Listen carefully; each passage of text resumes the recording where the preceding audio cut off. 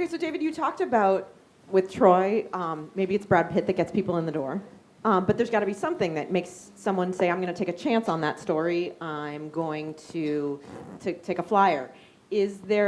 How important do you guys feel like is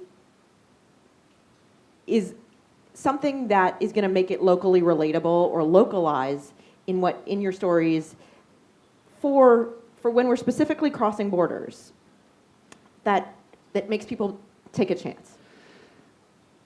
I would hope that the localization, again, as a writer, I'm probably biased, but to me, the localization I would hope would come from the localization of the story. I mean, not from a plot standpoint, but from an emotional standpoint or a character standpoint.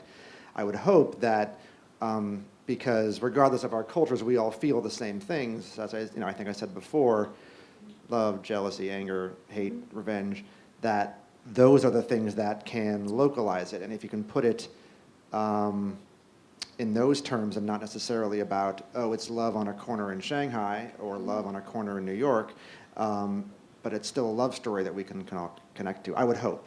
Is it a reality? I don't know.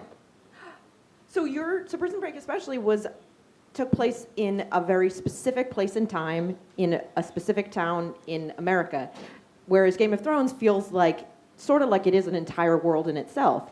And you guys have seen commensurate success in this country. Is it do you feel like there's something that feels international about Prison Break, even if it feels so specific?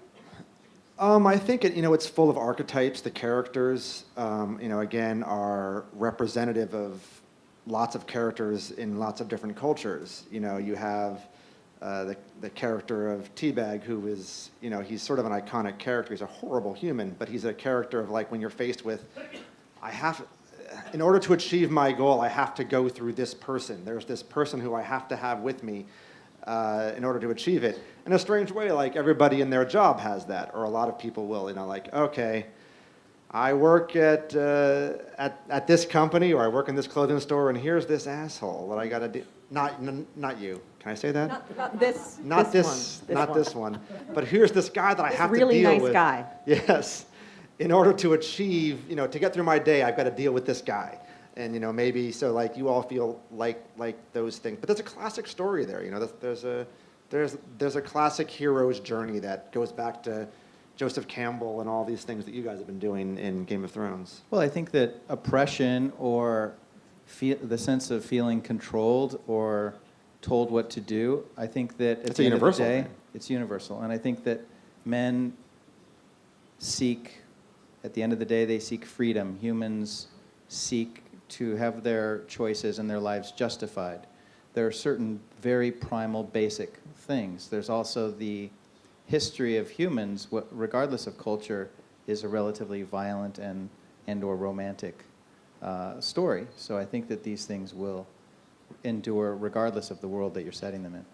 Yeah, I think if you take certain films for instance, if you were to be pitched Revenant with no Leonardo DiCaprio, you don't know anything.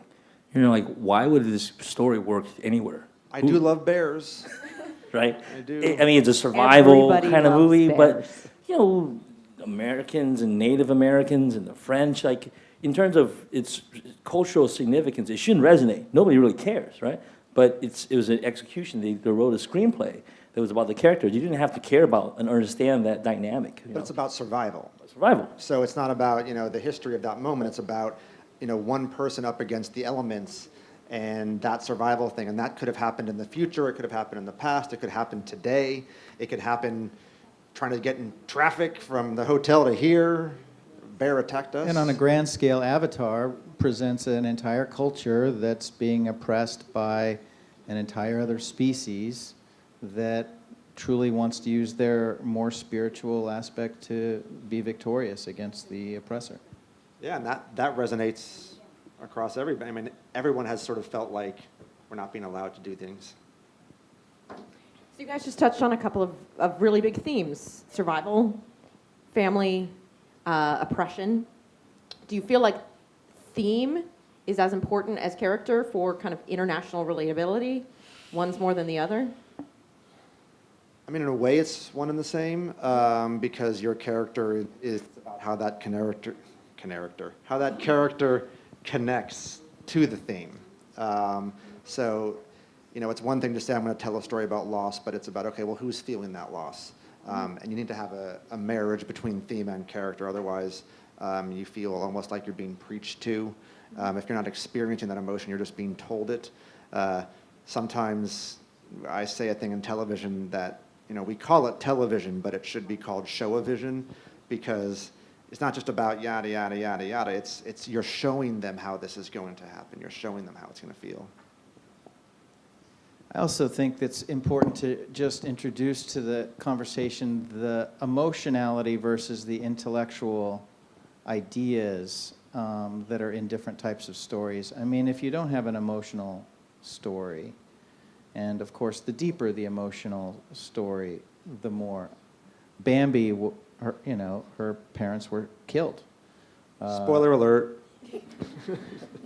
So I think it's important to remember that extreme characters under extreme duress usually makes the character's journey that much more extreme and therefore emotional. It's interesting you brought up intellectual property, and it's an interesting term because intellectual is sometimes viewed as a dirty word from a storytelling standpoint, like, oh, it's too much up here, and how about emotional property? Where's this something that here's this great story that I'm buying not because of but it's the emotional thing in that story that you're buying.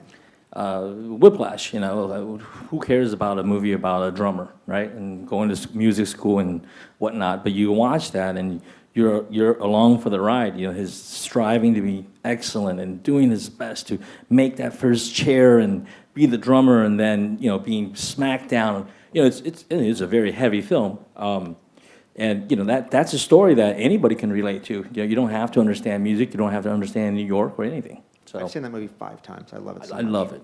I love it.